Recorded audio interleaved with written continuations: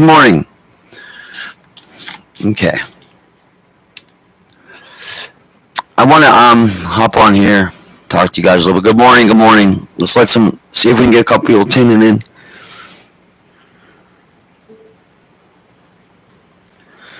And I'm gonna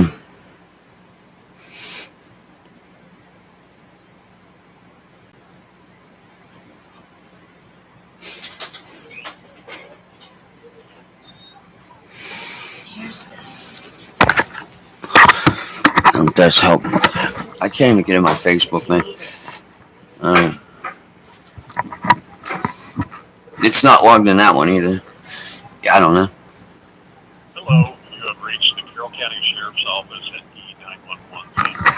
If you have an emergency, please hang up and dial 911.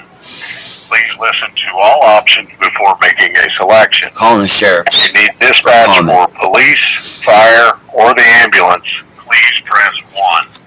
If you need the jail division, please press 2. If you need the records division for accident reports, police reports, tax warrants, handgun permits, etc., please press 3. If you need to leave information regarding the ongoing Abby and Libby investigation, please press 4. I wonder if this is going to be an answering machine or someone's going to answer the phone. I want to talk to Tobe. Hello. Thank you for calling the FBI. This is not a 911 service for taking emergency calls. So, please call 911. So Carroll County's in charge. Escuche este mensaje en español. Por favor, oprima el número 1. In a few moments, you will be connected to an operator. This call is recorded for quality assurance or other purposes. If you do not wish to be recorded, please press 1 to learn how to submit a tip online. After the instructions are provided, your call will be Stream system.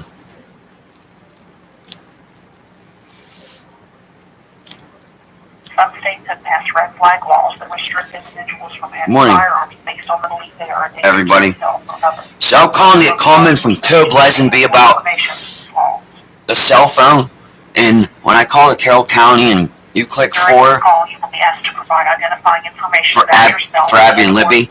About whom you are calling. We use this information to assist in investigating your tip. So it goes straight to the FBI. However, the lack of So who's in charge? Carroll County, the FBI. So when you call the tip line at Carroll County Sheriff's, it goes right to the FBI. Is that the way the same website does? But supposedly Carroll County's in charge. Again, I'm not understanding who's in charge. And there's some more too. So Dairy Queen. I called Dairy Queen today. Nobody works there. Did work there when Kelsey worked there. The lady said I'm the first call she's got in the 3 years she's worked there asking about the case. I want to know if she's at work that day, because I just saw another interview yesterday where it says she called off work. And then I see another interview where it says she went back to work. You can't go back to work if you didn't previously be at work.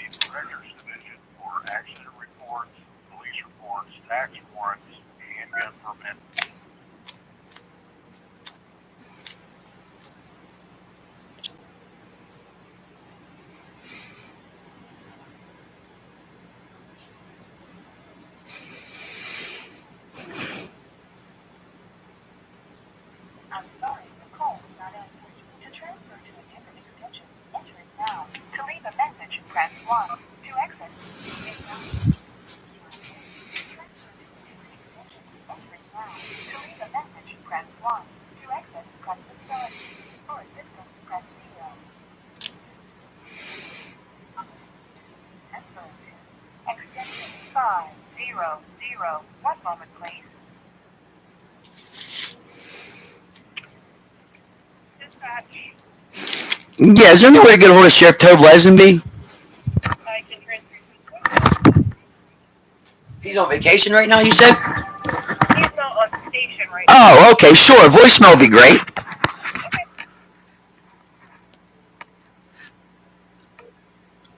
This is Tobe Lesenby. I'm currently unavailable. However, a number and a short message. I'll return your call as quickly as I can. Thank you. very much, and have a great day.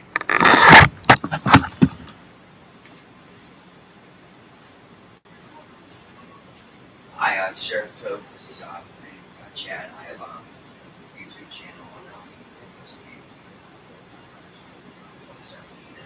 I just wanted to reach out for a comment. He made a phone call at 2:30 in the morning to the guy at the firehouse, and you made a phone call to the guy at the firehouse at 2:30 in the morning for lights and man personnel to go out and look for that phone, and he went out and looked for it. I just wanted some comment on that situation, if you could get back to me. And I was also curious of who the drone operator was that you called in. You can give me a call back at 412-969-4019.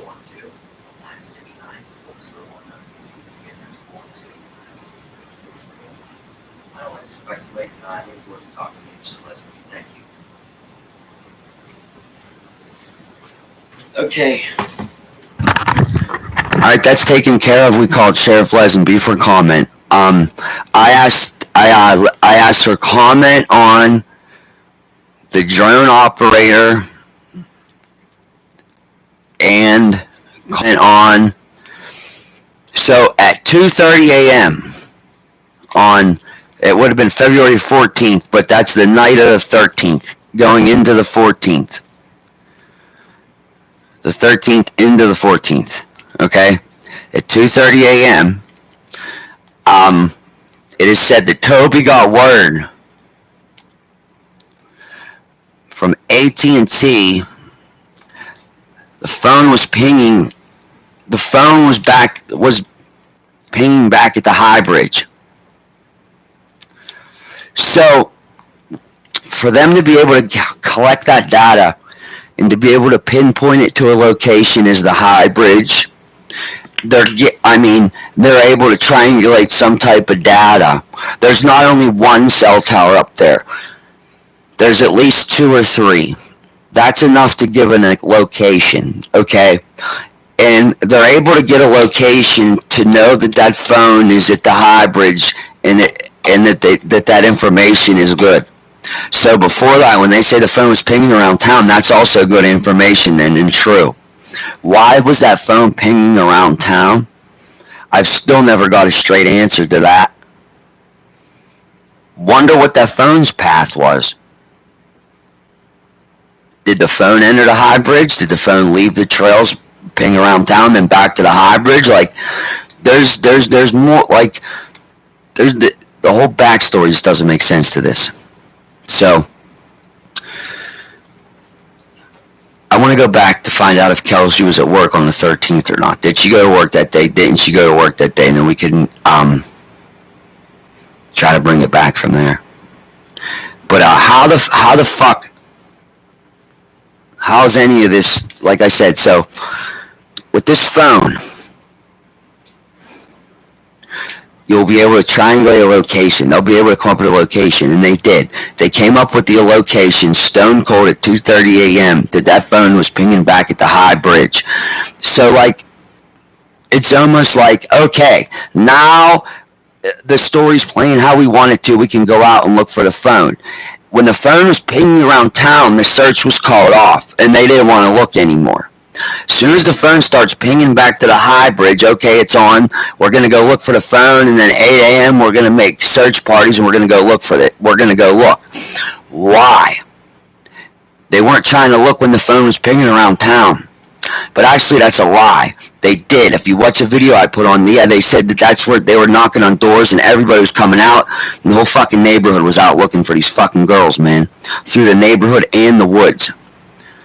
It doesn't make sense to me. Someone asked what the coordinates are to Abby's house, so they could, the coordinates to Abby's house are as follows. They are, where I have the coordinates written down for her house at. But I have those for you. I will write it over here. I'll put it somewhere over here for you guys. Let me see right here where they are. It's right here, 2090N and 625 West. Okay, this I'm going to add, these are the GPS coordinates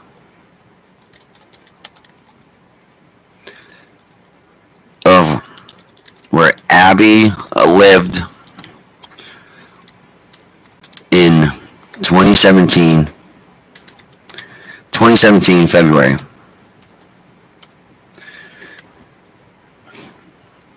Are as follows.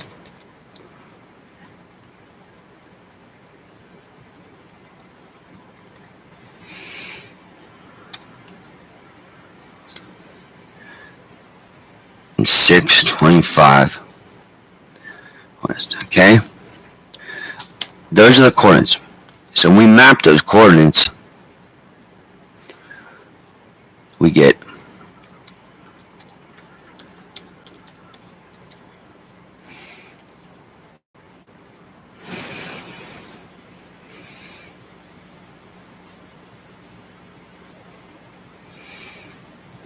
I just also saw this morning a video of Kelsey saying she gave them both sweatshirts before they left. What's the validity to that? I have saw a video stating Kelsey gave both girls sweatshirts.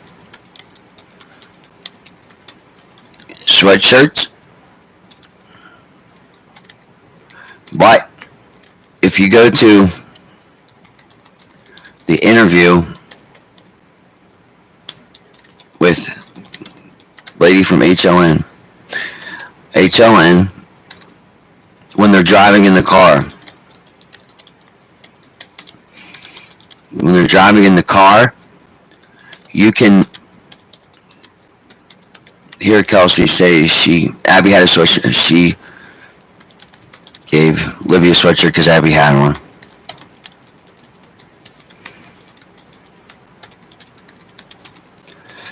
Why would you give one too? Why would you give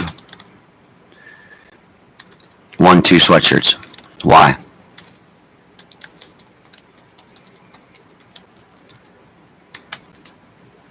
Why?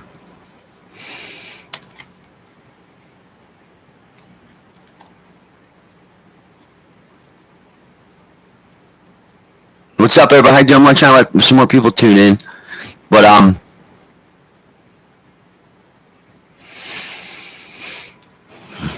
search, and then there's an HLN.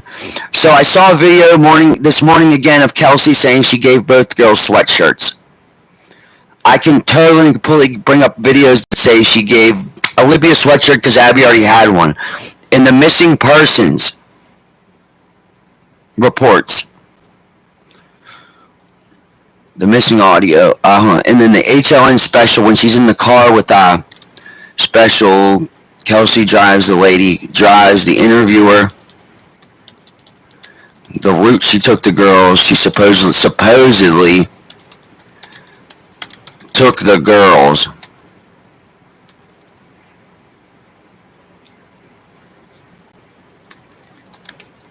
And only says she gave Livy one.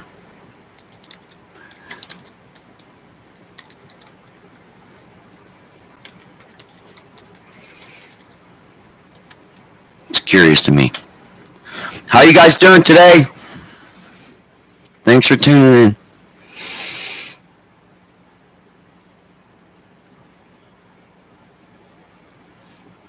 Thanks for tuning in, everybody.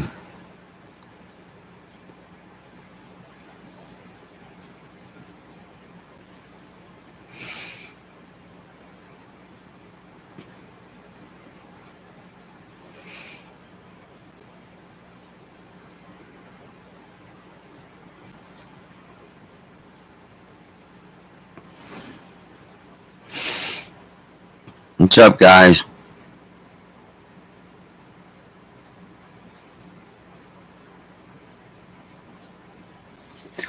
So, I wanted to source a few things here this morning.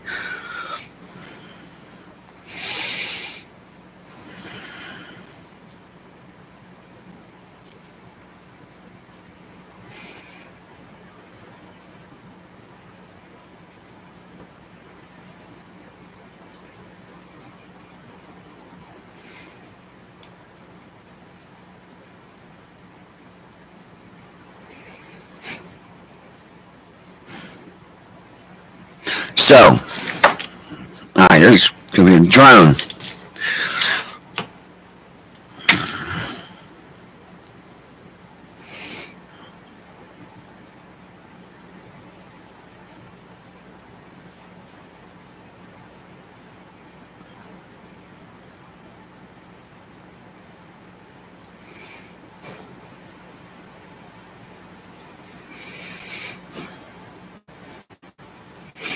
Something else I want to ask about too.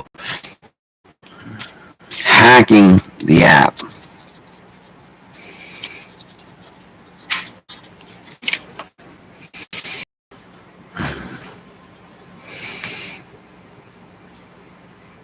She gets a little scared sometimes, so...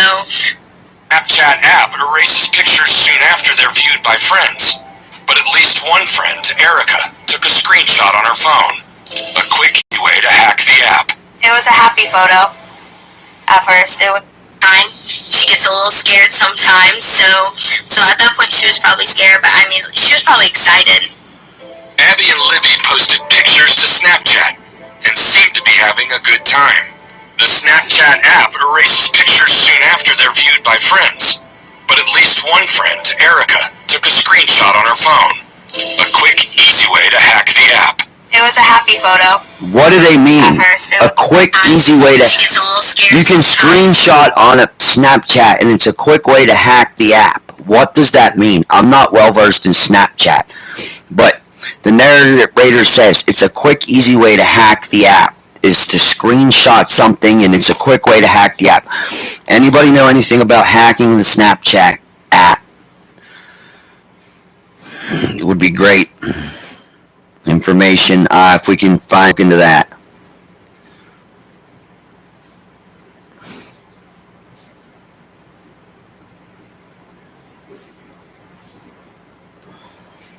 Alright, drone. We can talk about the drone right now. I'm going to show you a video right now talking about the drone and what happened. And we're going to talk about it.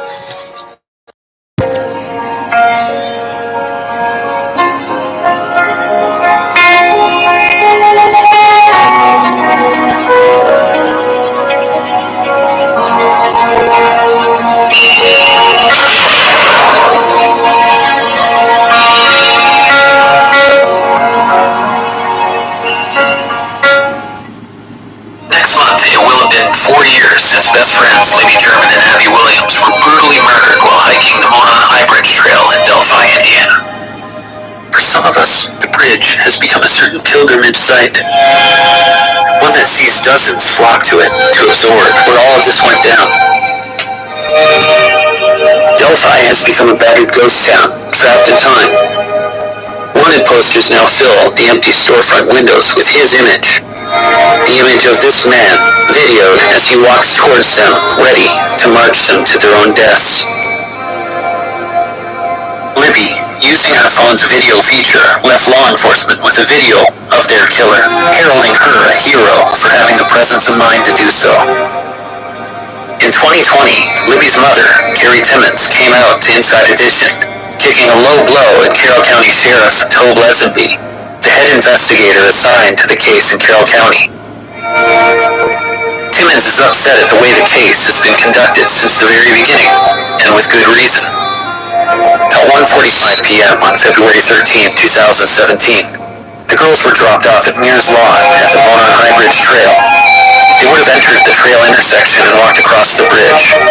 Altogether, it would have taken the girls approximately 40 minutes to reach the site. That's good information. They were dropped off the Mears lot, okay? That's where they were dropped off at because there is no parking area of the trailhead. The only place you can park is the Mears lot, and you can source this from the helicopter footage the day of the 14th, where all the police are parked, the cemetery, and by the trailhead where they're parked is in the Mears lot. Where they were soon abducted by the man captured on Libby's phone. It is rumored that police believe the whole crime lasted no more than 40 to 50 minutes, and that by 3:30 p.m., the girls were murdered. And the murderer escaped. At 3:11 p.m., Peter calls police to let her know that he's nearby. He is at that moment crossing Willison's Bridge. He arrives at Mears Myers' lot at 3:13. After several calls and texts, he exits his vehicle to search. He enters the trail, speaks with Dave McCade, walking around the trail intersection. After a while, he becomes concerned, and he contacts Becky Patty and his sister Tara at approximately 3:30 p.m. Both Becky and Tara begin texting and calling Libby. At 4 p.m., Becky, Tara, Derek, and Cody search the trails together. Mike Patty, Becky's husband, shows up around 4:30. At 4:45, after calling in sick for work, Kelsey shows up at the lot. She called in sick? 5 o'clock p.m., Mike Patty texts his police department friend. Between 5:05 and 5:30, county deputies began to arrive on scene. Over the course of the hour, Facebook begins to see posts from family and concerned locals. Family friends begin to arrive at the bridge to help them search.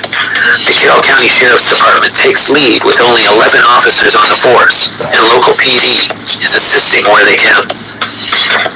At approximately 5:45 p.m., Carroll County Sheriff Tobe gets local citizen Joel Wagner to contact Mike Butram, a local drone operator from the area. Lesenby and Butram go to a property near the bridge. The drone was set up with a FLIR thermal camera. He flew the drone very high from 2 locations, circling the entirety of the bridge trail system on Deer Creek. So he sees people searching deer and wildlife. Here's what I want to stop and talk about. I want to talk about Mike Butram's text messages, okay?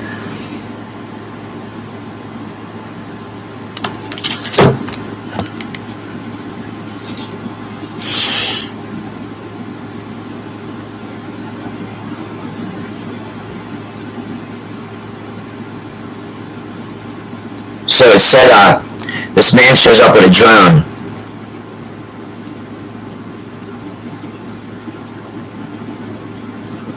They're calling it a hack. Okay. I don't understand. I don't know Snapchat. I'm not versed in it. And I didn't understand what they meant. Okay, they're calling it a hack. Okay, now how do we discount this, man? That this drone, a man flew, the guy got to the firehouse before dark. Like at dusk, he said. And he flew that drone at about dusk. So what, say 6 o'clock, 6:15, that drone was flying?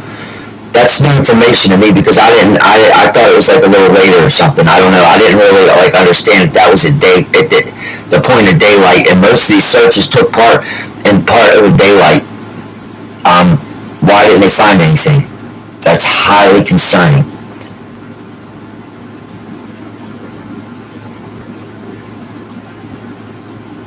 And like if it's flying up, it has a peripheral view of everything down below.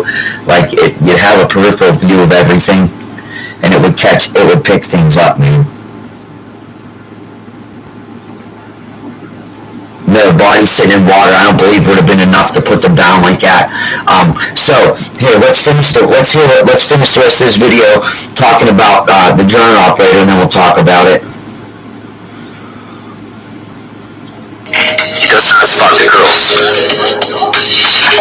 Now, there are some who believe that a FLIR system wouldn't have picked up the bodies of the girls on Logan's property because they possibly came in contact with the cold environment, were partially nude, or may have been wet. These are good arguments, but I don't think they explain it. You see, a body cools after death, and yes, the environment would have surely sped that up, but not that fast. The drone was flying no later than 6 to 6:30 p.m. Mr. Butram says he was at the sheriff's office at dusk. Sunset on that night was 6:20 p.m.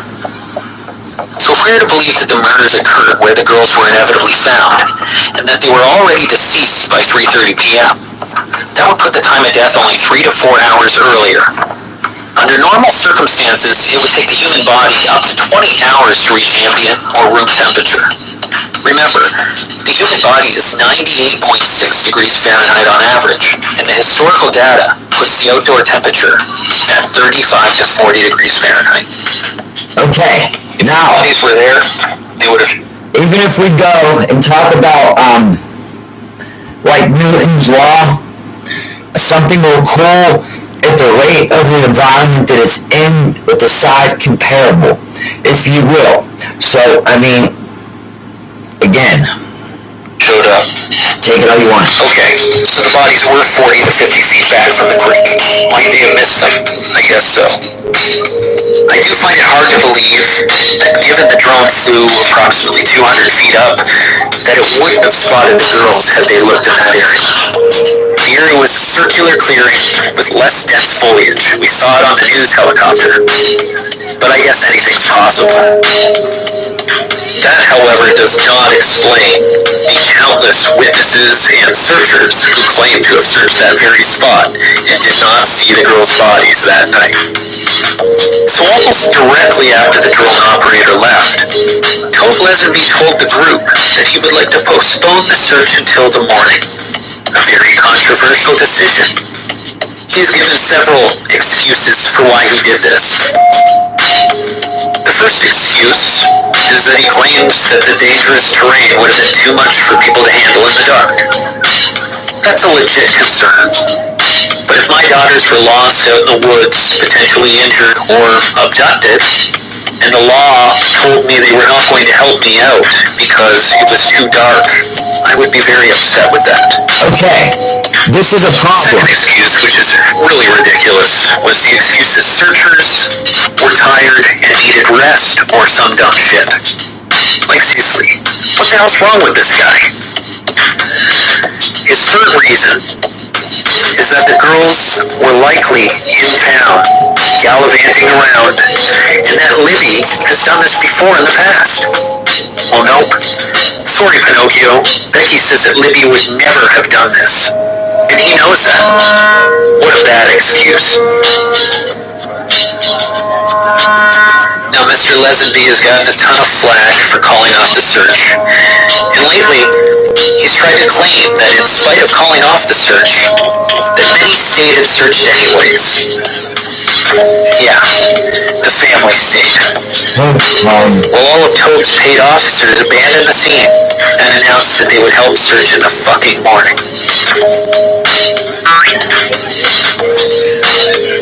Yeah, that's concerning. That's concerning. They deserve an award for having to deal with this crap. These girls might very well have been saved had he just done his damn job. But apparently canine units were called in from Illinois due to canine officers not being available in the area. So, it would have taken them approximately 12 hours to show up. Another terrible choice. But to better understand his real misses, we're going to have to examine Indiana law. Indiana state law makes it very clear when it defines the difference between a missing person and what it considers a high-risk missing person. When reading the criteria for this, it becomes clear that several aspects cover the girls and their disappearance. Once one or more of the criteria were met, it should have caused activation of policy that began the investigation into the disappearance of the girls. But for whatever reason, it didn't. And unfortunately, it wasn't taken seriously for almost 12 hours. Enough time for their abductor to potentially escape, for the crime scene to get so expansive that it couldn't be covered, and enough time that any hope that one of the girls lived was gone. The taxpayers, and especially the victims, were let down that day by Carroll County. The key to this lackluster investigation lies in its leader. He sure made it difficult for himself and his friends to move forward in this case, and this has to start with the search on February 13th. Let's take a look at the sheriff's peculiar actions on February 13, 2017. He did not enter the missing persons info into the IDAC system for missing persons until the next day. He turned down local canine search dogs, claimed that canines were coming from Illinois and or Kentucky. My team attempted to look for records about the canines and the requests, but were unable to stumble on. So he turned down the canines, several times to the media claiming he turned down the canines, but at 2:30 when he got a phone call from AT&T saying the phone's pinging at the hydrant, he asked for lights and manpower to go out and look for it, and they did. Makes a lot of sense. No, it doesn't, man. that he didn't believe the girls were in any imminent danger, while also admitting that the environment is the greatest threat. Keep in mind that it was 32 degrees Fahrenheit that night, and neither girl were dressed properly. Among his many white lies that he fed to the news to deflect blame, he several times before. The family has confirmed that this is totally untrue. He failed to secure the scene or contact any neighboring law enforcement about the missing persons case. Each and every one of these points contributed to the case now becoming cold. These girls deserve better, and only you can help the families by holding Tobleth and Carroll County accountable for the things that they've done. Fear may stop local detractors from scrutinizing these bullies from controlling the outcomes of the case.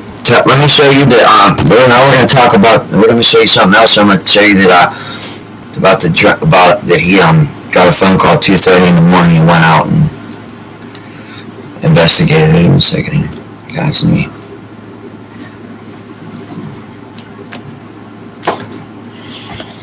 Give me a second here.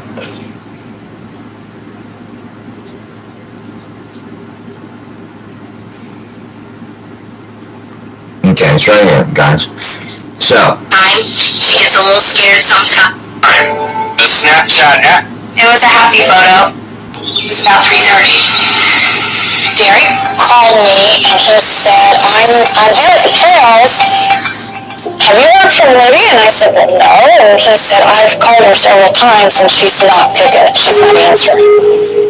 Around 4:15ish, my phone started ringing. It was around the floor charging, so I didn't hear it the first time. Then I got a second call, so I knew I really needed to go check it. And it was my grandma. She These are statements from them. So that was kind of normal for her, so I wasn't too worried. And it's like, no, I haven't heard from her, but I can head down to the bridge. I'll just call work and tell them I can't come in right now. So we headed down to the bridge and started searching. So she called off? Coming up, night falls and fears rise. Remember Becky had said, Libby's afraid of the dark. And that was really the first time I considered the fact that there was something very serious. Becky keeps throwing hints at us.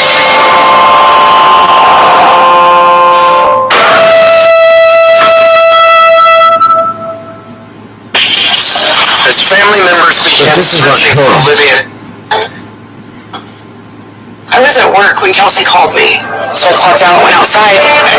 Carrie Timmons. And at first I laughed because she asked me, Mom, have you seen Libby? You know I haven't seen her. I'm 250 miles away. Why would she ask for that? Carrie Timmons is the mother of Kelsey and Libby. Why the fuck would she ask for Due to a that? complex family dynamic, Carrie was living and working near Lexington, Kentucky at the time. Kelsey shared the upsetting news with her mother. She said, well, we can't find her. What do you mean you can't find her? That doesn't even make sense. Like, this isn't funny. And she didn't run away. Libby was not the type to want anybody to worry. You know, so I knew she didn't just run off. Everybody thought that the girls were hanging out with friends, partying, met some boys, had all these different excuses. And in the back of my mind, I kept saying that, you know, that's not true. Libby would never do anything like this. And Libby's grandmother, Becky Patty, was feeling the same way. And I said, it's going to get dark soon. We need to call the police. We had received a call from dispatch that there were two teenage girls missing. Two missing juveniles last seen at the High Bridge in Delphi, Indiana. All Delphi fire units requested out to the station. That was a search party. So we sent all the personnel that we had to the High Bridge area and to various areas within town. So we were up and down the streets looking for anything. We were knocking on doors and asking friends and neighbors. And there was one moment when Becky had said, Libby's afraid of the dark. She would not choose to be out here if something wasn't wrong. And that was really the first time I considered the fact that there was something very serious. We had a sense of What were the significance of the few places in town? urgency. We need to find them.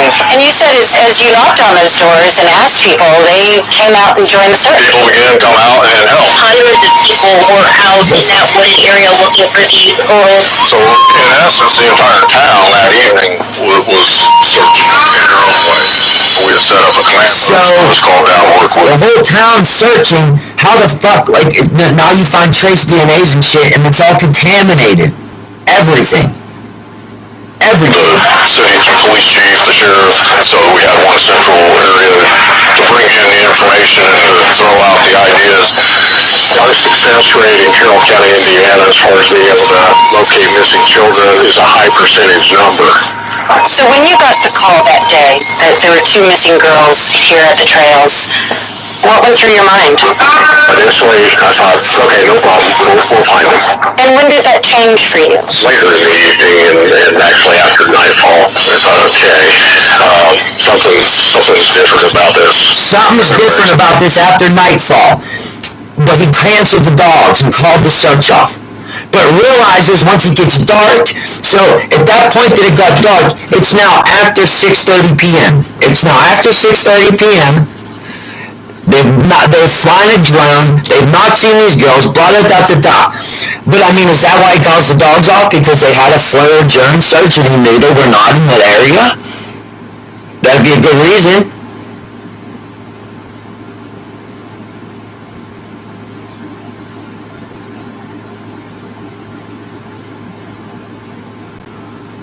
I apologize, man. Yeah. I apologize.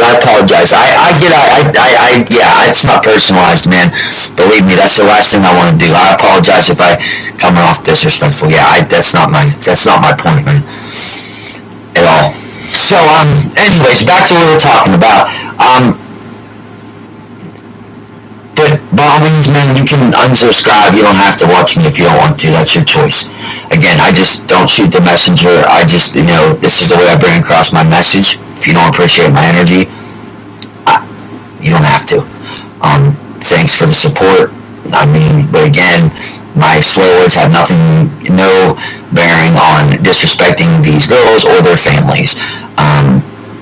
Again, I'm not going to get into it with you, but alright guys, Lindsay Eaton is the reporter that claims there was hundreds of searchers.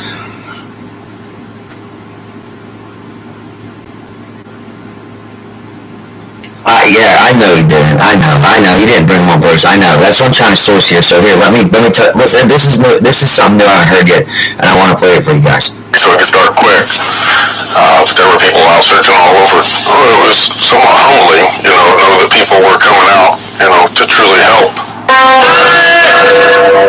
It was amazing to see how many people at a drop of a hat dropped everything that they were doing and came out and searched. There was flashlights everywhere. It was just like the stars in the sky, I had contact with another department here. I asked them to maybe start searching Deer Creek and working this way, which is an 8 mile, by road, and it's even farther on the creek. So they started working and coming this way. There was so much stuff going through my mind. They searched the creek. You hear that? Went with it. On the creek. So they asked them to maybe start searching Deer Creek and working this way, which is an 8 mile walk, by road. And so 8 miles of the creek to search that night. So they started working and coming this way. There was so much stuff going through my mind at the time that I just the bridge to town. That's telling her name. Where they were found. She did hear us. The cliff was locked. So was the side. We were out till about 1:30 in the morning. I finally met up with the sheriff and the city chief of police, and I said, my guys are volunteering. So hold on a second. So you're telling me Tobe stays out there till 1:30 in the fucking morning? 1:30 in the morning. So from 6:30 when the drone leaves, he stays out there till 1:30 a.m., but calls the dogs off, and then listen to this. What's up, buddy? Rory? Listen, check it out. We're blanketed this area. I honestly feel like we could probably check it off and head home. He just said, we have blanketed this area. The creek beside the whole fucking Moon on High Bridge area, that we could cross it off. The girls aren't fucking there. coming from a first responder's mouth. I said, they don't have coats. It's getting cold. Don't have clothes for this weather. And so I remember looking at them. Have coats. It's getting cold. They don't have clothes for this weather. And so I remember looking at one of them and saying, can they make it through the night? And they said, they've got youth on their side.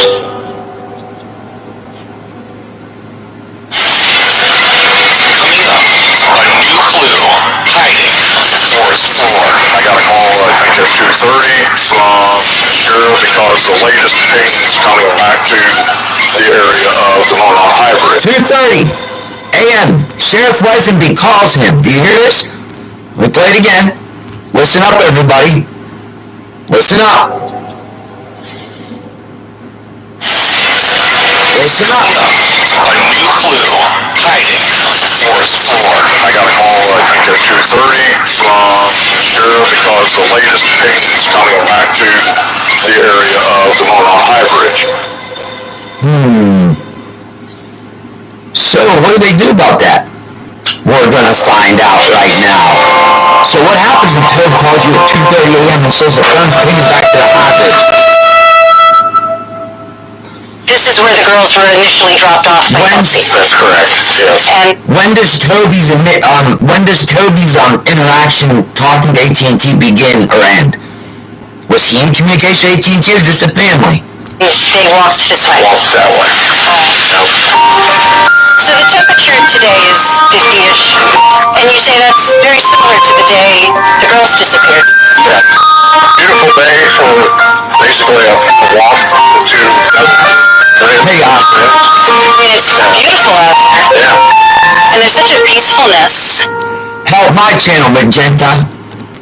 Have Joe give me a shout out. In the very early hours of the 14th of I February, lost my phone. I can't get into my been called off messages or anything. Sheriff I can't find it. was notified that a cell tower had picked up a signal from one of the girls' cell phones. And I got a call, I think at 2:30 from the sheriff, and they were wanting some lighting to go out and see if we could find the cell phone because the latest ping was coming back to... had been called off for the night.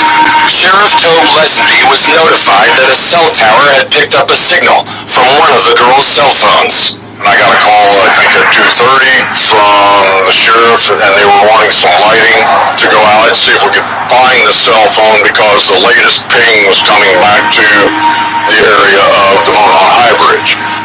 Mike said they're not stopping. A few of us went back out to help search for the cell phone, and we didn't find anything at that time. A number of people, by their own volition, stayed up most of the night searching, but still, by sunrise, no sign of Abby or Libby. The last known whereabouts come from this Snapchat photo. We had people on foot walking the creekside, walking So, until the phone was found, and they had that picture that they didn't know their whereabouts besides what the fucking Kelsey told them and the family told them, correct? That's what I'm gathering, right? Yeah, this is wrong. This is wrong. In so many ways. But, these guys have a good day. I need to get a few things together, and so I can come back on here and give you some more information and, whatnot. Sit down. I'm staying in my kitchen. This isn't my ideal conditions for doing a live stream, but I appreciate you guys for tuning in. I at least wanted to get out there that so I called Dairy Queen today. I'm trying to find out if Kelsey was working on the 13th of 2017. They're all franchised out. The Dairy Queens are franchised out, okay? Like, they might own a couple of them, the Delphi one and a few other locations, but like that'll be owned by one individual who owns 5 franchises of that restaurant, if you will. Whoever's the general manager there is what we need to source. I agree. I would like to reach out to Anna. I don't know if she got back to me because I can't get my messages. I'd like to try to get an interview with Anna. I called Delphi. I'm finding out Dairy Queen. I'm going to find out, like I said. And then I called corporate. I got a hold of corporate. Corporate holds no records of employment or work schedules. It's all done by, by store to store, whether brick and mortar. So I need to call the general manager of the Delphi location. So if anybody can find me who the general manager was at the Delphi Dairy Queen in 2017 in February, would be awesome. That would help me a little bit. I also called Tobe and left a message at the sheriff's office for comment on this whole drone, the phone situation at 2:30 a.m. when he calls. I want to know if he went out at 2:30 with the guys, which stated he did, in lighting. I want to know what they saw. Did he hear that scream then? When he went out there at 2:30, was there still tons of searches? Was there lights? What was going on? I want to hear a story. I also want to know, with the drone, like, did the drone fly up in an area where the girls were found and would it have seen them? Like, did it fly over, or was it the area the bodies were in the peripheral vision of the drone? I want to ask him. So if we can't ask him, then I have the operator's name and what he is responsive to messages online, and usually does get back to people. I will be messaging him. Yeah, I gotta do something. If I could talk or have someone on here or like whatever, talk to somebody, it'd be a lot more productive. I mean, again, I have a lot going through my head. I research this case. I do other things. So, again, I might flip-flop a little bit, but I was just trying to keep this to, again, I just want to go back to the beginning and just source people's alibis and stories and timeline from the beginning. I want to make my own timeline. Like I said, I still never got an answer to this. When were those girls seen on the 13th by anybody but the family? When is the last time a witness saw one of these girls with their eyes? Not, yeah, picked up animal searchers. It did. He showed up at the police department at, I'm researching the drone now, Magenta. Live streaming from the moon. Why do you say that, man? Because it's fucking, it might be, just loud because I have my headphones on. I'm sorry. Nope. I'm not leaving yet. So the drone. Anyways, he showed up at dusk at the fire station. Sunset that day was at 6:20. Like, when it got, actually, at 6:20 was sunset. So if he showed up at dusk, I'd say he showed up around 6 o'clock. I would say, sourcing from the time the sun set that day. So at 6 o'clock, he goes out. The sound is bad. Yeah, I know. I'm sorry. That's much better. All right, guys. Sorry about that. So they did go out and look with the drone at 6 o'clock. But as you heard them, they were like, when did you feel something was wrong, man? Or you felt like, a bad feeling, or something wasn't right about this, or, something was more, than the girls were lost or something. He says once it got dark. So he stays out there from 6:30 to 1:30 a.m. with the concern that something more is wrong and calls dogs off. What? I want to ask him about it. I want to see what he has to say about it. What did you do from 6:30 to 1:30? That's a lot of fucking hours in a small area. I just don't understand it. So we're going to try to get to the bottom of that one too. Who gave him the information that the phone was pinging at the High Bridge at 2:30 in the morning? Mike? Becky? I get a lot of this doesn't matter per se, but it does, creating a timeline of factual events from first responders and witnesses. I want to know the last time these girls were seen by somebody other than the family on the 13th or the 12th or whatever. Also, they were off school Friday and Monday. Why don't they talk about the long weekend? Like, that, absolutely, Rory. That's what I'm trying to get at. That's why I sourced Lindsay Eaton as the reporter that reports that there were hundreds of searchers out there that night. I'm going to try to reach out to her for comment as well. Lindsay Eaton, I'm not sure. I didn't see what news source she was with, but I have her information written down. I'm going to try to reach out to her. Like I said, if I could get one of these searchers, I don't know. I don't know why Mike Patty would do that. I can't find a video of him saying it, though. So if you could find me a link, Magenta, of him saying it, would be great. But, yeah, these hundreds of searchers, where are they at? Where's somebody at to talk? Where's somebody at to say something? Or is it their way, again, of all cross-contaminated DNA? The whole goddamn town's out there. Doesn't make sense. But I'll hop back on at some point today and have a better live with you guys. Thanks for tuning in, though. I appreciate you guys, all of you.